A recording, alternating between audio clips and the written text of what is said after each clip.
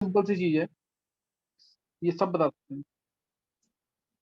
इसमें क्या होगा, H प्लस को इलेक्ट्रॉन चाहिए, तो O अपने लोन पेयर दे देगा, ये O के बाद लोन पेयर है ना, ये लोन पेयर देगा इसको। ये ना 11th वाले बच्चे आंसर करेंगे, 12th वालों को तो सबको पता होगा, इसमें कोई बहुत बड़ी बात है ही नहीं। प्लस चार्ज है तो वो अपने लोन पे दे देगा, ओ पे प्लस और एच आ जाएगा ऐसे। कौन ओ सी पे लेक्चर में प्लस और नहीं एच आ बता गया, रहे हो? CH3 है ही साथ। कौन पूछ रहा है? मैं मैं क्या पूछा, दोबारा बोल। तो कौन सी मैं एसिड कैटालाइज मैकेनिज्म बता रहा हूँ, टॉटोमरेज का। सही है मैं। ओके हाँ, अब अगले स्टेप में क्या होगा, प्लस आ गया ना इसमें।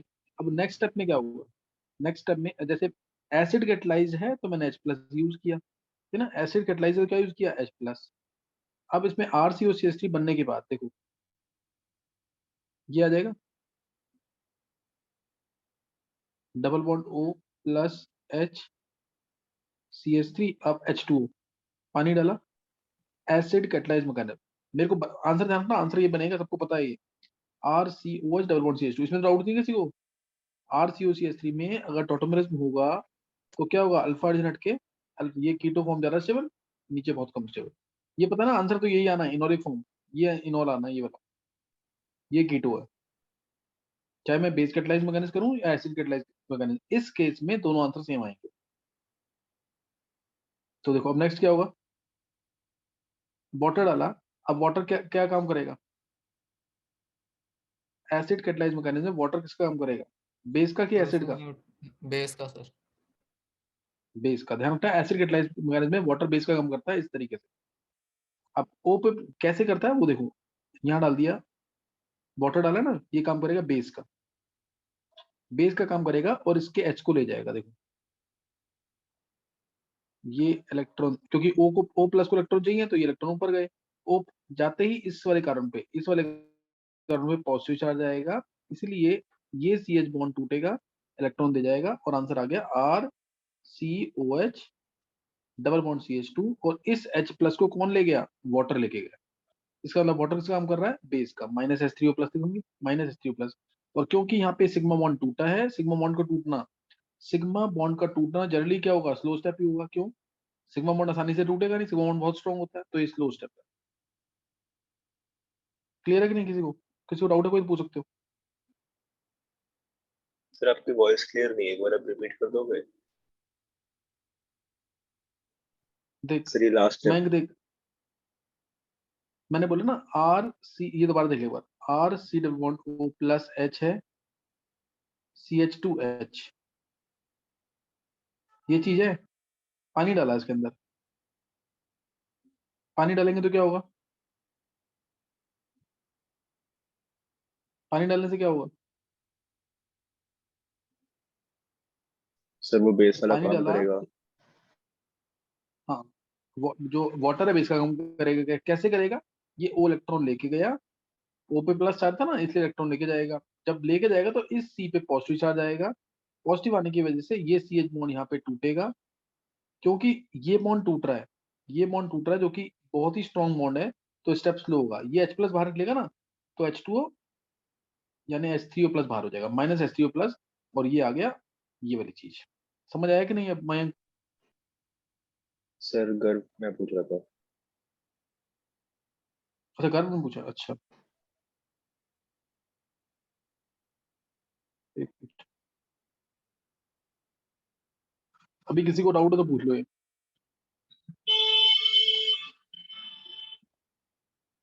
किसी को डाउट है तो पूछ लो दोबारा, मैकेनिज्म लिख के देखो, मैकेनिज्म को दो दो तीन तीन बार, एक एक स्टेप क्लियर करो, जो मैं बता रहा हूँ हर एक चीज पूछो, उसमें हर एक चीज क्लियर करो।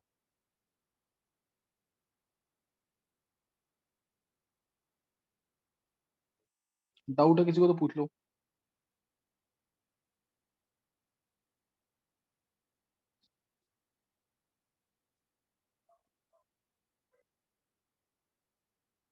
एक बार हैंड सेस करना है जिसको समझ आ गया मैकेनिज्म, सिंसियरली हैंड सेस करना है।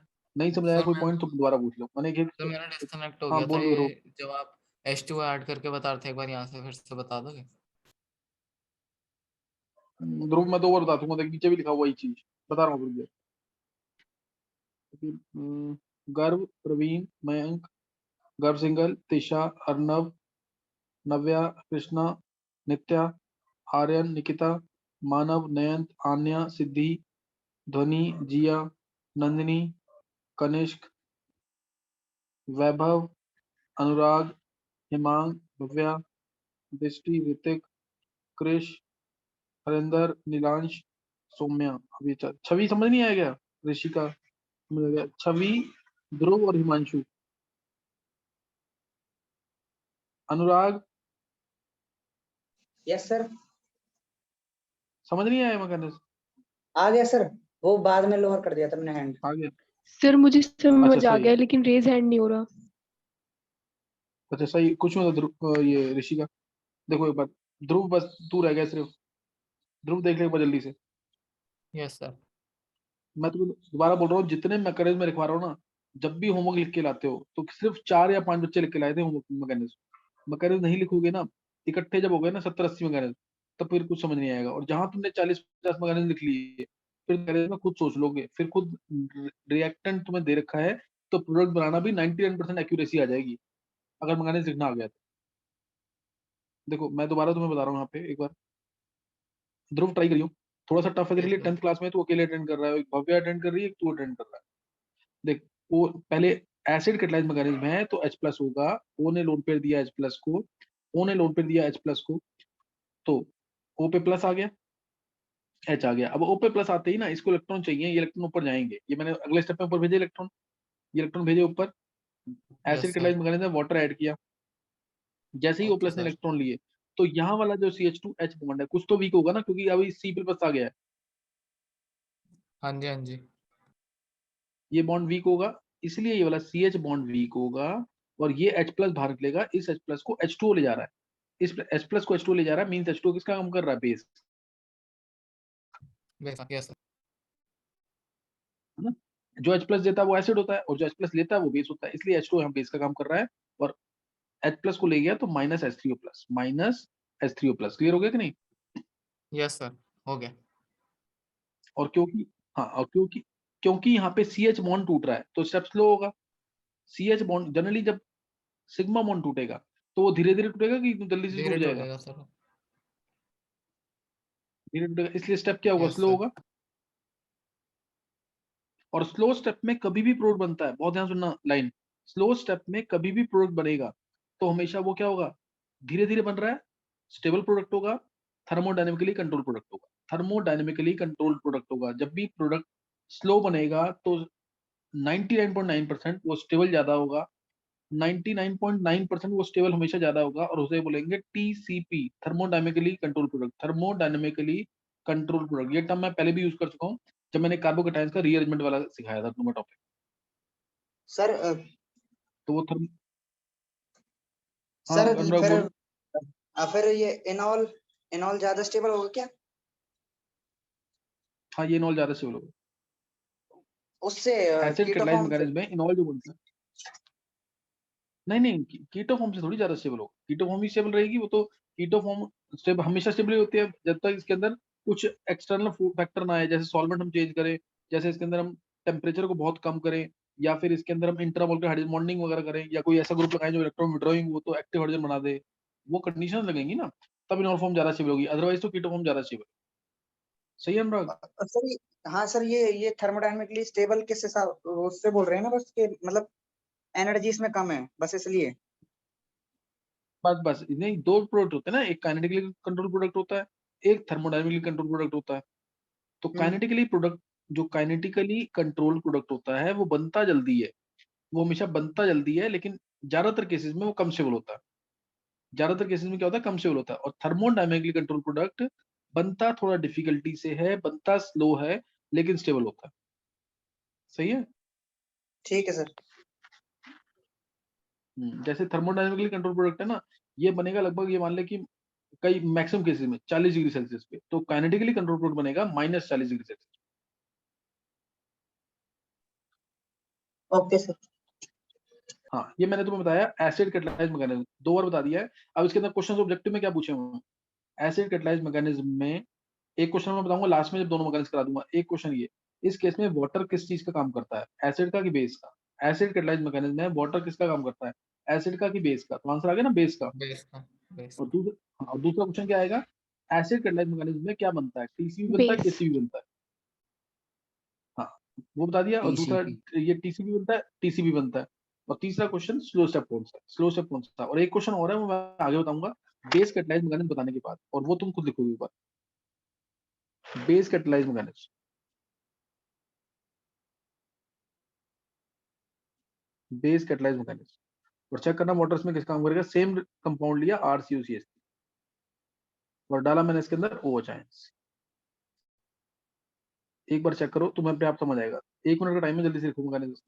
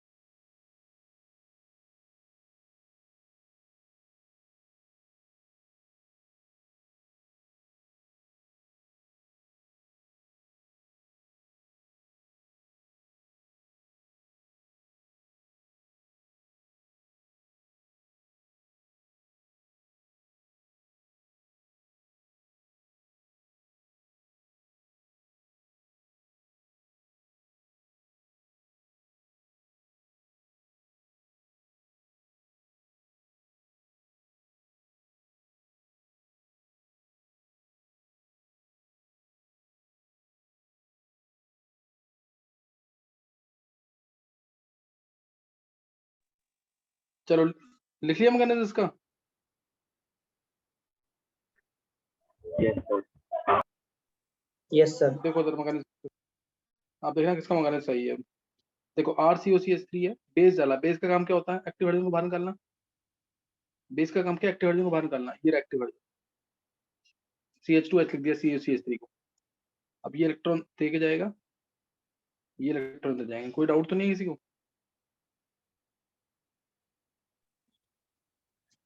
ऐसे ही होगा ना, स्टेबलाइज्ड है ये। तो ये आ गया यहाँ पे -H2, -H2। तो ये बन गया R C double bond O CH2 negative. कोई डाउट तो नहीं है इसमें? R C bond O CH2 negative.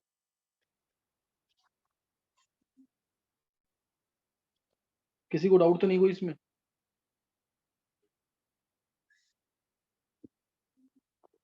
चलो नेक्स्ट देखेंगे। अब R C bond O CH2 negative बन गया। सेकंड स्टेप, अब इसमें वाटर डाल देंगे।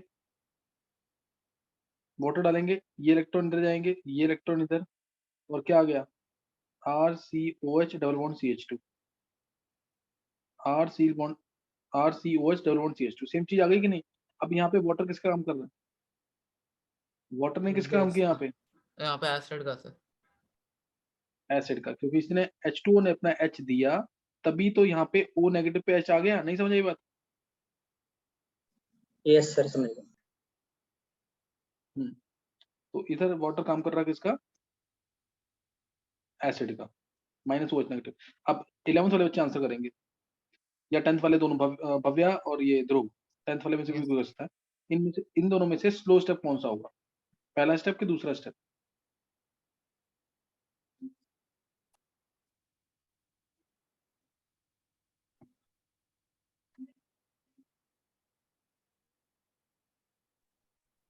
नहीं पता किसी को। सेकंड सेकंड स्टेप किसने बोला है, गर्व ने बोला second step. Krishna the answer one first step. Mayank, तो फर्स्ट वाला होगा। क्यों मयंक। Sir first. मयंक नहीं सॉरी सेकंड वाला होगा। फर्स्ट वाले में वो एच जल्दी निकल जाएगा क्योंकि रेजोनेंस स्टेप लगेगा। सेकंड वाला स्लो होगा। ऋषिका तुम बोलो फर्स्ट क्यों।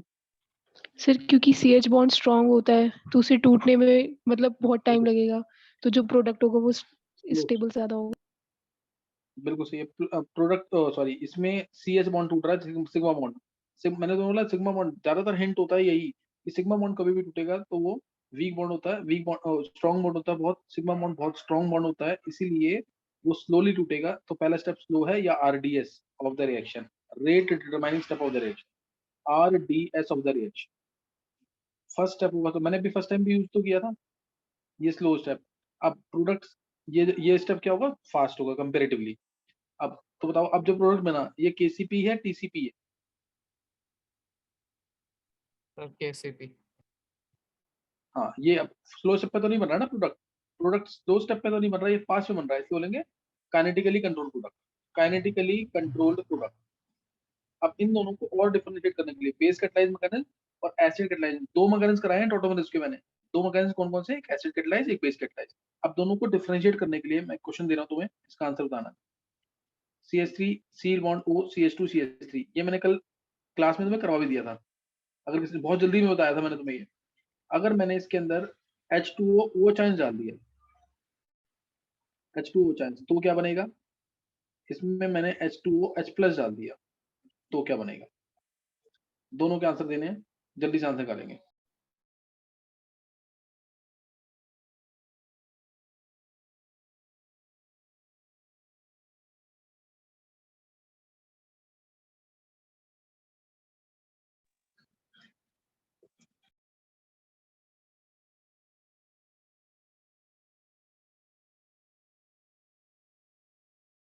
तो पहले में बनेगा Bute1 कीन टू ऑल, और दूसरे में बनेगा Bute2 कीन टू ऑल।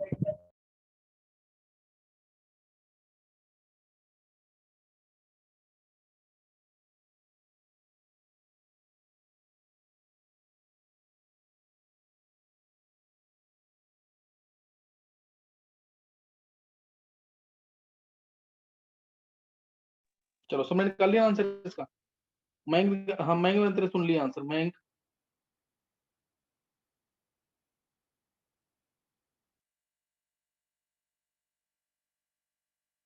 और किसी को बोलना आंसर।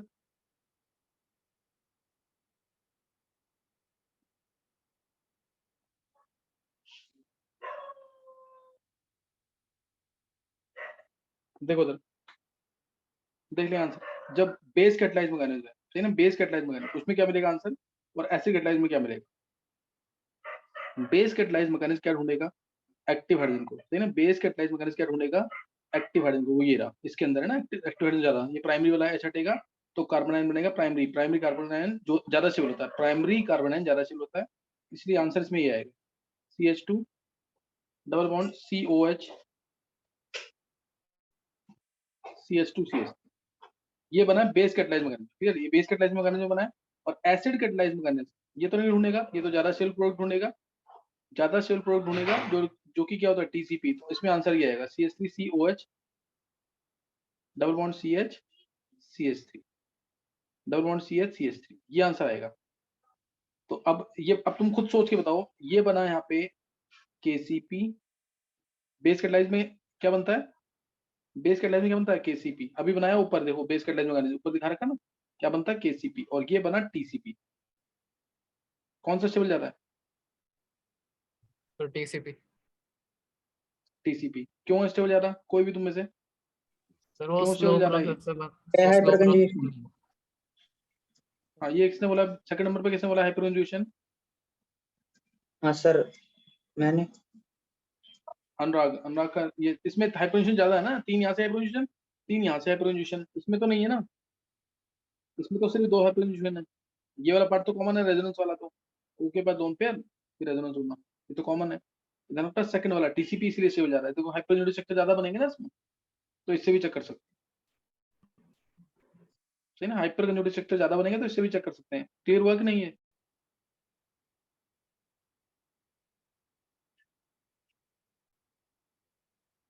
ये क्लियर हो गया कैसे करना है बेस कैटालाइज मैकेनिज्म और acid catalyse mechanism?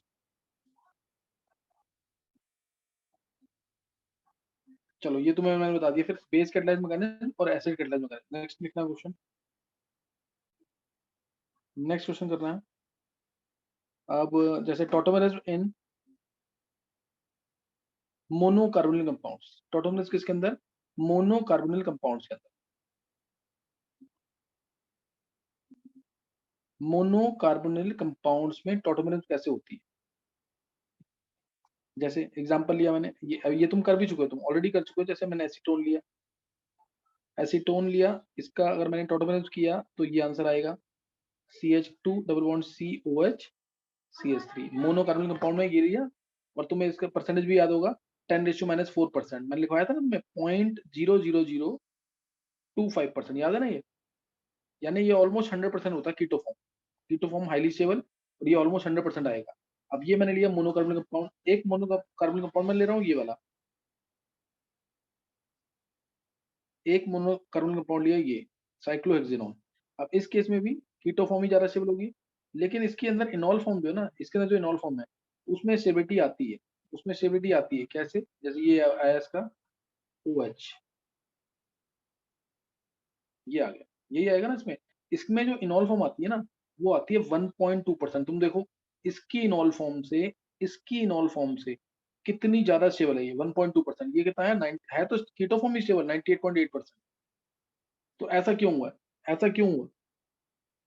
Experimentally observe किया गया है कि ये ज्यादा स्टेबल है, ऐसा क्यों हुआ होगा?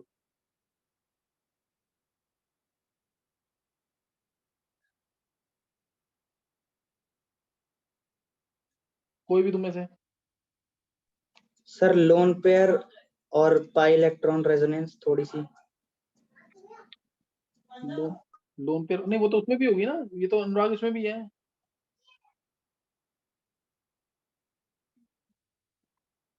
इसमें नहीं है क्या?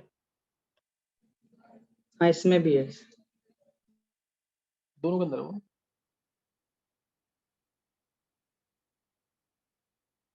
देखो इसके अंदर देखना, फिनॉल स्टेबल किसके होता अंदर है। ना, फिनॉल तो है ही नहीं ये। तुम बस सिंपल ये सोचो, किसके अंदर OH के रोटेट करने की पावर ज्यादा है? OH के रोटेट करने की पावर ज्यादा कहाँ पे है? नहीं तो तुम यहाँ पे हाइपरजोनेशन देखोगे तो हाइपरजोनेशन से भी निकल सकता है कि वो उतना इंपॉर्टेंट रीजन नहीं है। OH के रोटेट करने की पावर फ्रीली, OH के फ्रीली रोटेट करने की पावर किसमें ज्यादा है? इसके अंदर ज्यादा है या इसके अंदर? सेकंड वाले में ज्यादा होगी, इसमें तो होगी नहीं। इसमें तो इधर से भी रिपल्शन होगी, इधर से भी रिपल्शन होगी। ये ग्रुप तो इसके सिग्मा बॉन्ड से वो तो मूव करेंगे। इसमें तो फिक्स है ना ये सिग्मा बॉन्ड, ये बॉन्ड फिक्स है कि नहीं? ये बॉन्ड भी फिक्स, ये भी फिक्स है। तो क्या होगा जब दोनों बॉन्ड फिक्स है? तो क्या होगा, ये OH जो है इसमें ये इधर भी घूम सकता है, इधर भी घूम सकता है, इसकी रिपल्शन इतनी नहीं होगी इन सिग्मा बॉन्ड से। और ये मूवमेंट ज्यादा, इसका मतलब क्या है? स्टेबल है, बॉन्ड स्टेबल है ना, टूटेगा थोड़ी, बॉन्ड टूटेगा नहीं, ध्यान रखना। मैं मूवमेंट कह रहा हूँ, रेंडमनेस कह रहा हूँ, रेंडमनेस ज्यादा होगी इसकी। इसको एक नाम दिया गया है गैरोज एंट्रोपी। एंट्रोपी वर्ड 11th वाले बच्चे पढ़ेंगे, थर्मोडायनेमिक्स चैप्टर में, गैरोस एंट्रोपी, मूवमेंट ज्यादा, रेंडमनेस ज्यादा, मूवमेंट ज्यादा, रेंडमनेस ज्यादा, इसका मतलब क्या है, ये फेवर कर रहा है प्रोडक्ट को बनने में, सही ना, ये फेवर कर रहा है प्रोडक्ट को बनने में, ये ना मतलब इसके रोटेशन जो हो रहा है, ये थोड़ा सा दिमाग में रखना है इस बात को कि जो मोनोकार्बोनिक कंपाउंड्स हैं इनके साइक्लिक स्ट्रक्चर में इनोलिक फॉर्म थोड़ी ज्यादा सेल होती है, मतलब इस OH का रोटेशन हो सकता है आसानी से, ऐसे घूम सकता है ये, क्योंकि ये कंपैक्ट स्ट्रक्चर है। कैसा स्ट्रक्चर है ये, कंपैक्ट स्ट्रक्चर है, तो OH जो है it is free to move, it is free to rotate, ये रोटेट कर सकता है as compare to OH in open chain structure. समझ गए कि नहीं है, इसके अंदर ये कह लो कि इसके अंदर स्टीरिक हिंड्रेंस उतनी नहीं है, क्योंकि ये बॉन्ड ये वाले फिक्स है, इसके अंदर स्टीरिक हिंड्रेंस उतनी नहीं है। क्लियर हुआ कि नहीं है,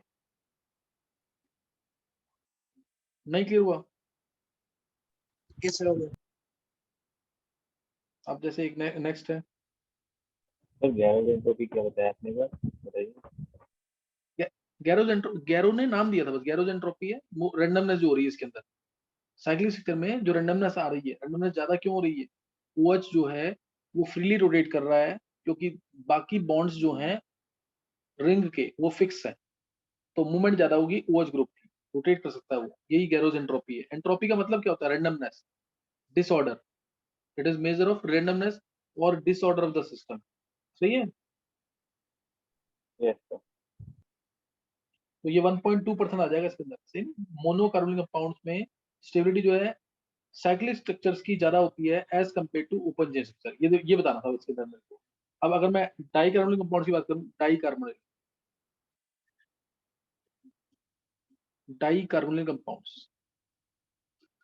कंपाउंड्स में फिर मैं इसमें भी जैसे मैंने मोनोकार्बोनिक कंपाउंड्स में एक ओपन चेन स्ट्रक्चर लिया और एक लिया क्लोज चेन स्ट्रक्चर, ऐसी इसके अंदर मैं यही चेक कर रहा हूँ, CH3 सील बॉन्ड हो, CH3 सील बॉन्ड हो, CH3, तो इसके अंदर भी ऐसे ही होना चाहिए। अब इसके अंदर भी ये एक डबल बॉन्ड O का OH बन गया, ये OH बन गया, और ये वाला डबल बॉन्ड O जो है, ये कहने को तो इसको स्टेबलाइज कर देना चाहिए वाया इंट्रामोलिकुलर हाइड्रोजन बॉन्डिंग, इस तरीके से ये कर देना चाहिए स्टेबलाइज, लेकिन ये इसको स्टेबलाइज कर नहीं पाएगा, क्यों? क्योंकि दो कीटो ग्रुप्स, दो एडजेसेंट कीटो ग्रुप्स कभी भी, ये वाला और ये वाला, ये कभी भी एक साथ नहीं रह सकते, ये कभी भी एक साथ एक प्लेन में नहीं रहेंगे, एक कीटो ग्रुप दूसरे को रोटेट, दूसरे को पुश करेगा, दूसरे को, मतलब दोनों के लोन पेयर्स के पास भी हैं, लोन पेयर्स के पास भी हैं, तो इनमें रिपल्शंस होंगी, दोनों के पास लोन पेयर रिपल्शंस होंगी, और ये दोनों कीटो ग्रुप ऐसे हो जाएंगे, एक ऊपर तो एक हो जाएगा नीचे, इस तरीके से, एक तुम्हारी तरफ तो एक तुम्हारे से पीछे, ताकि इनमें रिपल्शंस ना हो, और इस वजह से ये 5 मेंबर वाली जो हाइड्रोजन बॉन्डिंग है, इंट्रामोलिकुलर हाइड्रोजन बॉन्डिंग, वो नहीं हो पाएगी, तो इसलिए इसका जो इनोलिक फॉर्म बनेगा उतना स्टेबल नहीं होगा, बनेगा तो सही लेकिन उतना स्टेबल नहीं होगा, ये यहाँ पे और ये यहाँ पे इस तरीके से बनेगा, CH2 double bond COH seal bond O CH3, समझ आ गया कि नहीं? ये उतना स्टेबल नहीं हो पाएगा, नहीं क्लियर हुआ ये? Yes yes sir. समझ, तो इतना ये stable क्यों नहीं हो इतना स्टेबल नहीं हो पाएगा, हाइड्रोजन बॉन्डिंग नहीं हो पा रही ना, ऊपर हाइड्रोजन बॉन्डिंग जो हुई है इधर, ये नहीं होगी, नहीं, जब दोनों कीटो साथ होते तो होती है वाली हाइड्रोजन बॉन्डिंग, ये हो नहीं पाएगी, ओके सर। टू एक कीटो ग्रुप पर एक नीचे, लेकिन ये कहाँ पे साइक्लिंग में हो पाएगा कि नहीं है?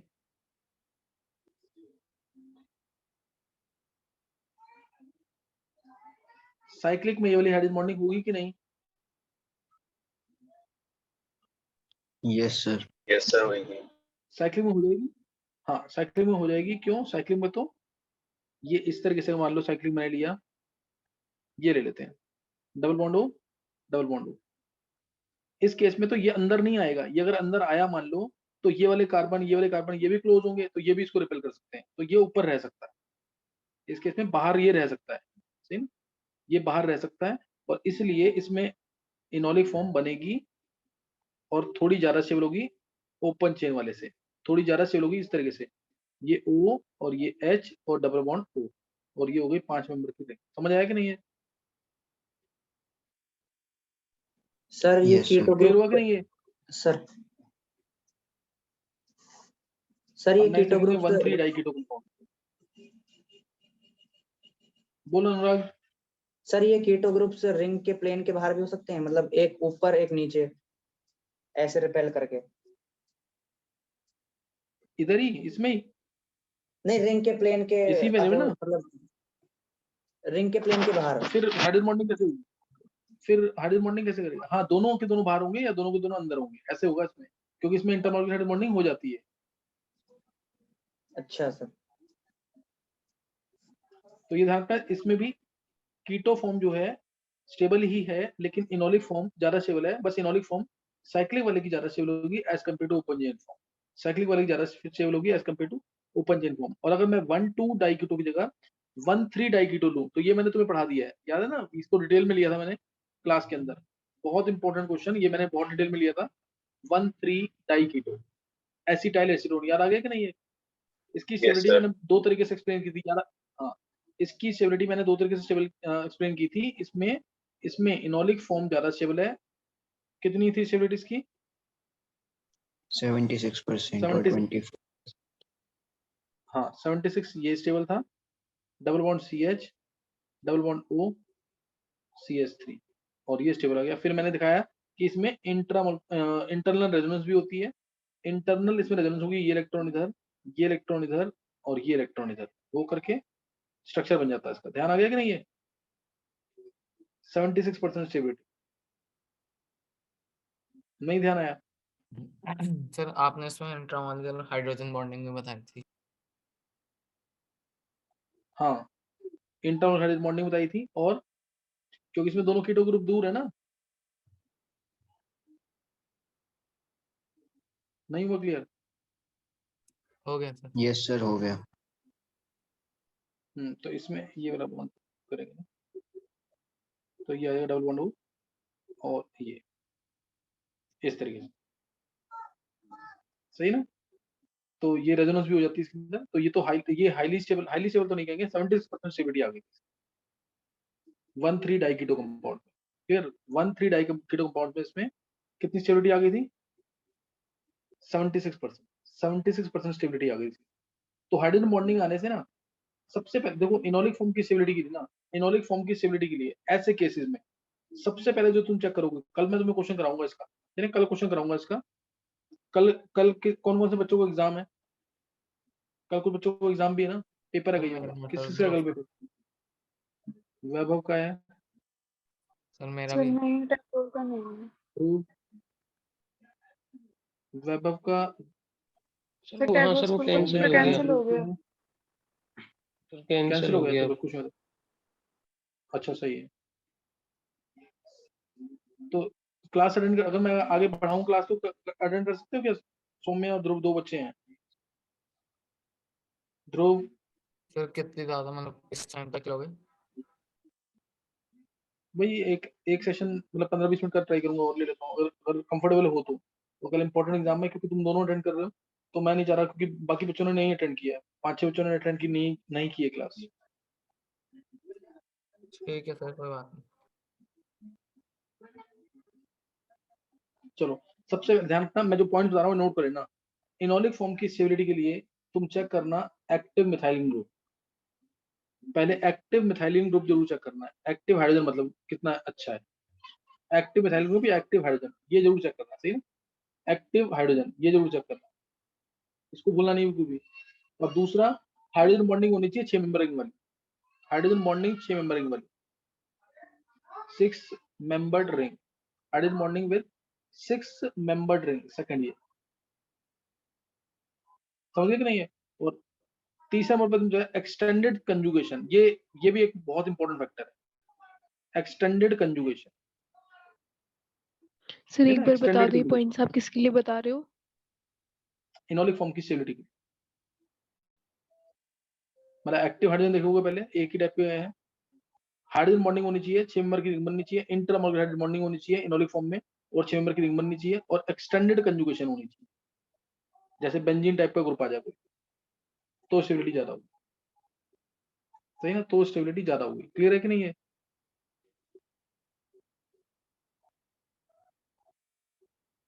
समझ गए कि नहीं है? Yes,